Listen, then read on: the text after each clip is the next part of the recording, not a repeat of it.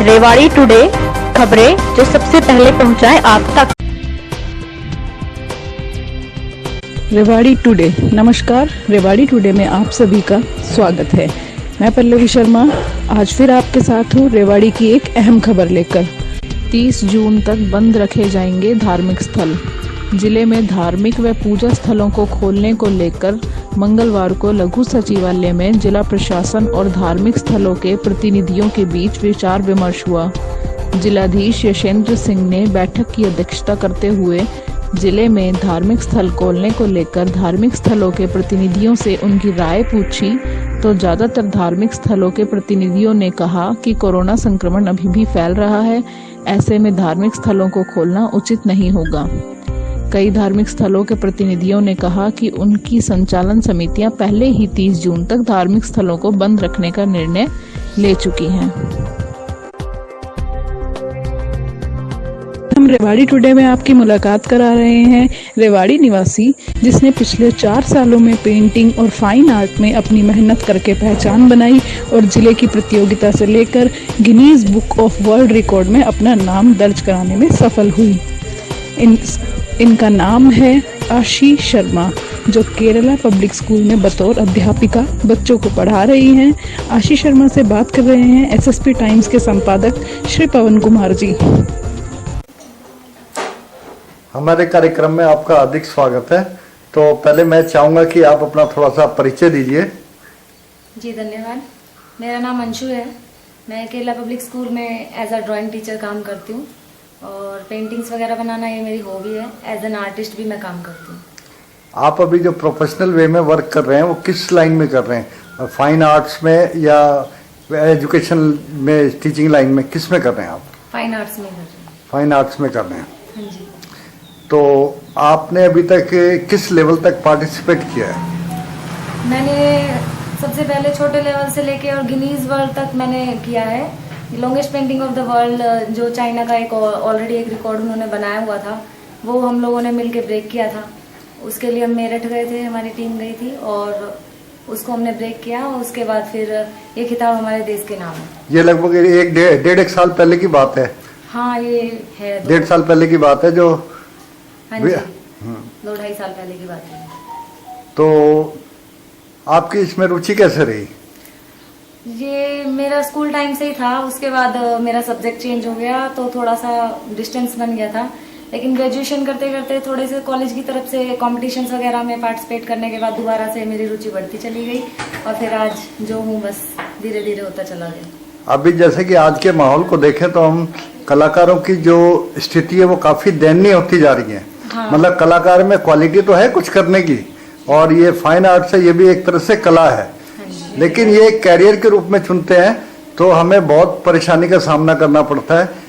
Financially angle से हमें वो बेनिफिट नहीं मिल पाता जो मिलना चाहिए। इस बारे में क्या कहना चाहोगे? आज का समाज बस लिमिटेड चीजों को ही देखना चाहता है। डॉक्टर, टीचर्स या फिर कोई इंजीनियर बन रहा है, इन चीजों को देखना चाहता है। अगर कोई बच्चा, कोई भी इंसान इंटरेस्टेड है, कला के क्षेत्र में जाना चाहता है, तो उनके पेरेंट्स का सीधा सा जवाब होता है क्या है इसमें, कुछ भी नहीं है। हर कोई ये देख के चलता है कि फ्यूचर किस में है, पैसा किस में है। ये नहीं देखता कि ये भी समाज का एक अंग है, इसके बिना भी बहुत सारी चीजें हैं जो अधूरी हैं। तो आपको कैसे, परिवार से कैसी सपोर्ट मिली? परिवार आपके इस मामले में खिलाफ था या आपके पक्ष में था? मेरा परिवार के लिए मैं बोलना चाहूंगी, शायद ऐसा परिवार बहुत कम लोगों को मिलता है। मेरी फैमिली ने जितना मेरे को सपोर्ट किया है किसी की फैमिली नहीं करती होगी। अगर मेरे को कहीं जाना है, मेरे पेंटिंग से रिलेटेड कोई काम है या सामान है, हर चीज में आगे से आगे मेरे को सपोर्ट की है। और बल्कि यहाँ तक कि अगर पापा के पास कोई काम है, टाइम नहीं है और मेरे को कहीं जाना है, अकेले जाना है, तो पापा ने मेरे को साथ जाके भी सपोर्ट किया है। तो अभी आप ग्रेजुएशन कर रहे हैं? नहीं, मेरी ग्रेजुएशन मास्टर डिग्री भी कंप्लीट हो चुकी है। मास्टर डिग्री आपने किस में करी है? जी, मास्टर डिग्री मेरी MBA की है मैंने। उसके बाद मैंने दोबारा से फाइन आर्ट से MA करी है। अच्छा, फाइन आर्ट से आपने MA किया है। हाँ, तो आपके फ्यूचर कैरियर के जो फ्यूचर प्लान्स हैं उनके बारे में आप बताएंगे क्या? आप आगे क्या करना चाह रहे हैं? अभी तो मैं एज अ टीचर स्कूल में वर्क कर रही हूँ। बाकी मैं चाहूंगी यही कि एज एन आर्टिस्ट ही मेरी पहचान बने। एज एन आर्टिस्ट ही आपकी पहचान बने। हाँ जी। तो अब इसमें आर्ट्स में आप कौन से विषय को लेके चलते हैं? एक तरह से देखा जाए तो मैंने अभी तक कोई ऐसा टॉपिक नहीं उठाया है स्पेशली कि मेरे को उसी पे काम करना है। लेकिन ये कह सकते हैं कि लास्ट 2-3 महीने से मैंने कोरोना के ऊपर बहुत ज़्यादा काम किया है।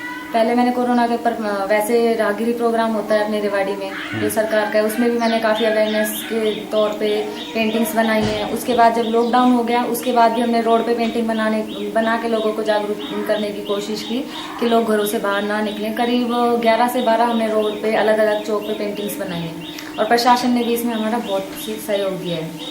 इसमें प्रशासन ने तो माना कि आपका बहुत अच्छा सहयोग दिया है, लेकिन बात यह है कि आपको पब्लिकली रिस्पांस कैसा मिला कि आपकी तारीफ के अलावा कि आपकी पेंटिंग्स खरीदी भी गई या उसने एक मार्केट में अपना एक ब्रांड बनाया, ऐसा कुछ आपको अनुभव हुआ?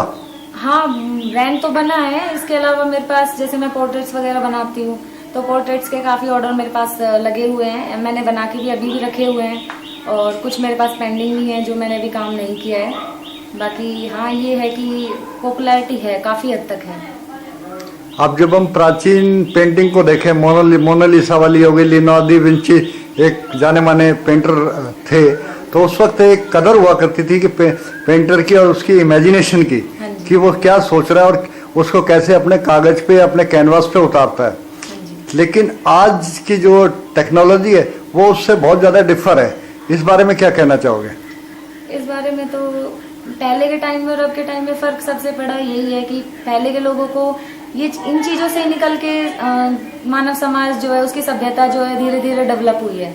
क्योंकि पहले तो बोलने का, बातें करने, कन्वे का भी एक तरीका वही था कि कला के थ्रू ही हमें एक दूसरे को अपनी बातें पहुंचाया करते थे। तो उस टाइम में और अब में बहुत ज़्यादा फ़र्क है। पहले वाली बात तो खैर नहीं कह सकते कि है, ना तो पहले जैसे आर्टिस्ट हैं और ना पहले जैसी बात है। नहीं, अब जैसे इमेजिनेशन की बात आई कि आपने इमेजिनेशन कर रखा है कि कोरोना के ऊपर मुझे ये चीज़ करनी है, आप उसको ब्रश और कलर्स के माध्यम से उसको एक इमेजिनेशन को एक प्रैक्टिकल उतार देते हैं। हाँ जी। लेकिन आज जो आधुनिक युग है इसमें बहुत से सॉफ्टवेयर भी आए हैं मार्केट में, तो सॉफ्टवेयर में और अगर जो कोई इमेजिनेशन की जाती है उसमें और इसमें क्या डिफरेंस नज़र आएगा? अगर आपको क्या है कि कंप्यूटर पे बनाओ आप कैनवस की बजाय, तो आप कैसे महसूस करेंगे? कंप्यूटर पे बनाना तो आम बात है, कोई भी बना देगा, कोई बहुत बड़ी बात नहीं है। लेकिन अगर उसी चीज को हम हाथ से बनाए तो इंटरनली सेटिस्फेक्शन जो मिलता है वो कंप्यूटर से किए हुए काम से तो वैसे भी नहीं मिलेगा। माना कि कंप्यूटर में ज्यादा परफेक्शन हो सकता है हमारे हाथ से ज्यादा, क्योंकि वो टेक्नोलॉजी है, बट हाथ से जो चीज बनाई है उसका कंपैरिजन तो उससे नहीं कर सकते हम।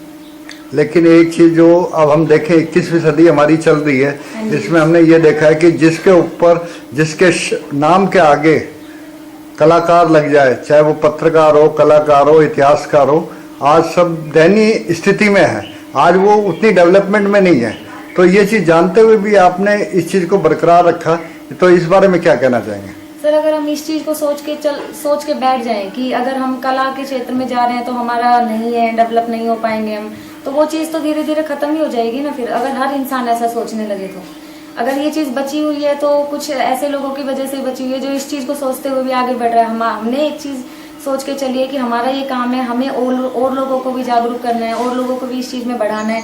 अगर हम ऐसा सोच के चलेंगे तो ही हम कामयाब हो पाएंगे, वरना कहीं ना कहीं हम भी पिछड़ते ही चले जाएंगे। तो यानी आप इसको एक कैरियर के रूप में ना लेके एक हॉबीज के रूप में लेके आप मतलब आगे बढ़ना चाहते हैं? अभी तक तो यही है, क्योंकि गवर्नमेंट जॉब की अगर हम सोचें एज अ टीचर तो इतने होता नहीं है, आपको भी पता है। गवर्नमेंट के लिए ड्राइंग की वैकेंसीज नहीं निकलती, ड्राइंग की ज़्यादा स्कोप है ही नहीं ड्राइंग में। बाकी ये कह सकते हैं कि सीबीएसई स्कूलों ने इस पर बहुत ज़्यादा जोर दिया हुआ है। सीबीएसई स्कूलों में डिमांड भी है और काम भी है, बच्चे इंटरेस्ट लेके करते भी हैं, क्योंकि और सब्जेक्ट्स को भी डेवलप करने के लिए ड्राइंग का सहारा लिया जा रहा है। तो अब हमारे दर्शकों को आप क्या संदेश देना चाहेंगे कि इसमें उन्हें कितनी रुचि लेनी चाहिए? सबसे बड़ी बात तो ये है, मैं बचपन से मैं खुद भी सुनती आ रही हूँ, अगर मानसिक विकास चाहते हो तो म्यूजिक सुनो। उसके बाद दूसरी चीज है ड्राइंग करो। मैं बच्चों को भी ये बात बोलती हूँ कि बेटा अपने पेरेंट्स को बोलो वो भी ड्राइंग करें, क्योंकि हमारा जो पूरा दिन का तनाव होता है वो 1 घंटा अगर हम ड्राइंग कर लेना तो दिमाग से निकल जाता है, माइंड फ्रेश हो जाता है। तो कहीं ना कहीं ये हर चीज हर एक के लिए जरूरी है। यानी आप ये कहना चाह रहे हैं कि मतलब म्यूजिक और जो आर्ट्स है इसको हम लोग अगर इस्तेमाल करें तो माइंड में जो तनाव होता है वो एक तरह से दूर किया जा सकता है। हाँ जी। इनके सहारे। हाँ जी। आपका हमारे कार्यक्रम में आने के लिए धन्यवाद।